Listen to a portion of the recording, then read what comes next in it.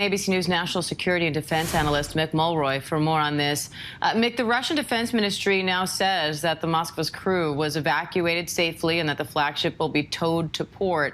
I heard you say that this is a significant loss, but is that from a strategic standpoint, from a morale standpoint, or both? Diane, I think it's both. I mean, it's definitely from a strategic standpoint. It is the flagship. It's the RTS Moscow.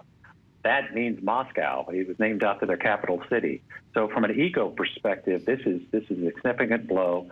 It is the command and control vessel for the Black Sea Fleet. So strategically, it's also a big blow. And quite frankly, the Russians are now going to lose confidence in their ability to carry out an amphibious assault, which could have been one of the elements they used to take the key city of Odessa. So all the way around, this is a big victory for the Ukrainians and a blow to the Russians. Now, a senior U.S. defense official says that Russia is showing more signs of gearing up for a new offensive in eastern Ukraine. What do you think their goals are there, and how can Ukrainian forces fight back?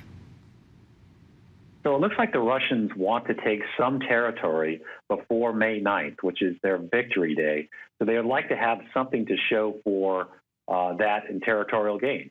But the Ukrainians have proven that they're quite capable of fighting the Russians, both in a special operations type manner, small groups sneaking in and shooting tanks, but they can also fight them straight up. That's why this is so significant that we approved this $800 million package, which includes very heavy long-range artillery, helicopters, which will allow them to maneuver on the battlefield.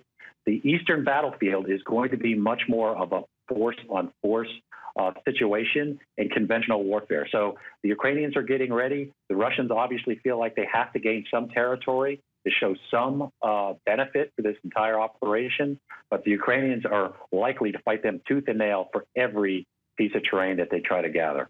And what do you make of this threat from Russia, that it will strike decision-making centers, including those in Kyiv, if Ukraine continues attacks within Russian territory? What do we know about these reported strikes within Russia's borders? So within Russia's borders, we've seen reports that there have been attacks on rail transit systems.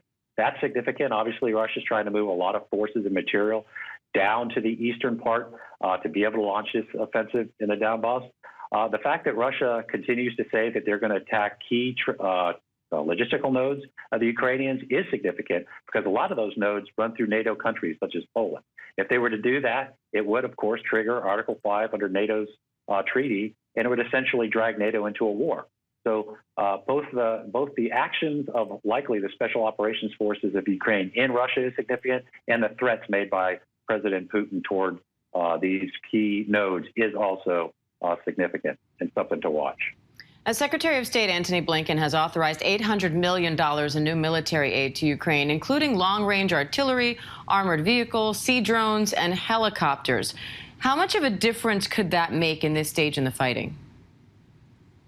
So I think it will make a substantial difference, especially the new phase of fighting that we're getting into out in this eastern region.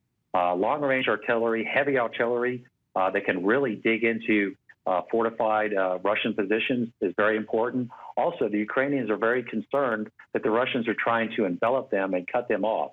This makes these transport helicopters, these Mi-17s, which they know how to fly, they're Russian-based helicopters, very important. They need to be able to maneuver on the battlefield, not to be enveloped, to be able to set up positions that would allow them to cut off the Russians, for example.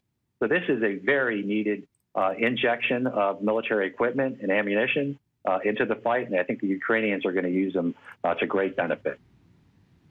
All right, Mick Mulroy, always great to have your analysis, Mick. Thank you. Hi, everyone. George Stephanopoulos here. Thanks for checking out the ABC News YouTube channel. If you'd like to get more videos, show highlights, and watch live event coverage, click on the right over here to subscribe to our channel. And don't forget to download the ABC News app for breaking news alerts. Thanks for watching.